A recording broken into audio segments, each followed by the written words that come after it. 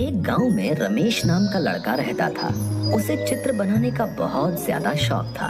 वो जमीन पर नुकीली पेंसिल से चित्र बनाता रहता था। उसके पास कागज और पेंसिल खरीदने के पैसे नहीं थे। वो हमेशा सोचता था कि अगर मेरे पास पेंसिल होती तो मैं कितने सुंदर चित्र बनाता। वो छड़ी से हमेशा चित्र बनाता रहता है। एक दिन जब चित्र बना रहा था तो उसे एक बूढ़ी औरत मिली। उसने रमेश को एक जादुई पेंसिल दी।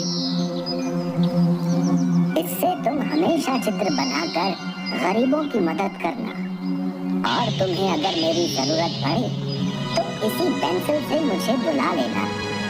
ये कहकर वो बूढ़ी औरत गायब हो गई। रमेश बहुत खुश हुआ और उसने पेंसिल से जमीन पर एक सेब का चित्र बनाया।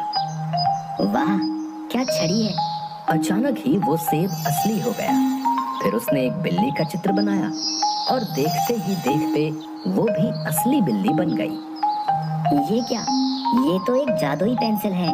बहुत बहुत शुक्रिया बूढ़ी अम्मा, आपकी ये बात मैं हमेशा याद रखूंगा। अब रमेश ने फलों की टोकरी बनाई और वो भी देखते देखते असली बन गई। और उसने गांव के बच्चों के लिए कपड़े, किताबें, अनाज आदि चीजें बनाई। देखते देखते सबका सब सामान असली बन गया। रमेश गरीब किसानों को जो भी चाहिए होता था बना कर दे देता था। गांव के लोग रमेश से बहुत ही खुश थे क्योंकि वो गांव के गरीब लोगों की सहायता करता था। ये खबर राजा के कानों तक पहुंची। राजा ने रमेश को बुलाने का आदेश दिया और राजा ने रमेश से कहा, पहले तुम सोने से भरा एक घड़ा बना दो और ये पेंसिल मेरे हवाले कर दो। महाराज, आपके पास बहुत धन है। मैं केवल गरीबों के लिए चित्र बनाकर उनकी मदद करता हूँ। राजा को गुस्सा आ गया और राजा ने सैनिकों को आदेश देकर रमेश से पेंसिल ली और वो खुद से सोने से भरा घड़ा बनाने लगा। लेकिन वो सोने से भरा घड़ा प्रकट नहीं हुआ।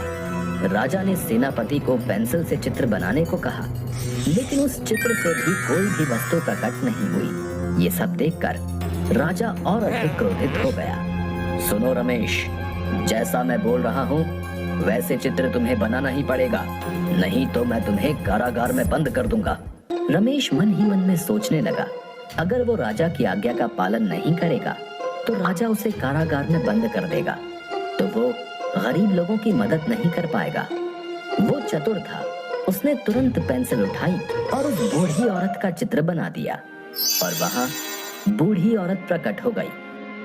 उस बूढ़ी औरत ने राजा को समझाया। प्रणाम महाराज, सच कहूँ तो आपके पास धन की कोई कमी नहीं है, लेकिन वाकई में जो गरीब है रमेश उनके लिए ढेर सारी खुशियां लाने का काम कर रहा है। आपने उससे ये पेंसिल छीन ली, लेकिन ये आपकी इच्छा अनुसार कोई काम नहीं कर पाई और न ही किसी और के हाथों से उस चित्र में जान आएगी। रमेश के काम के प्रति लगन और उसकी ईमानदारी देख के ही उसे ये पेंसिल मिली है।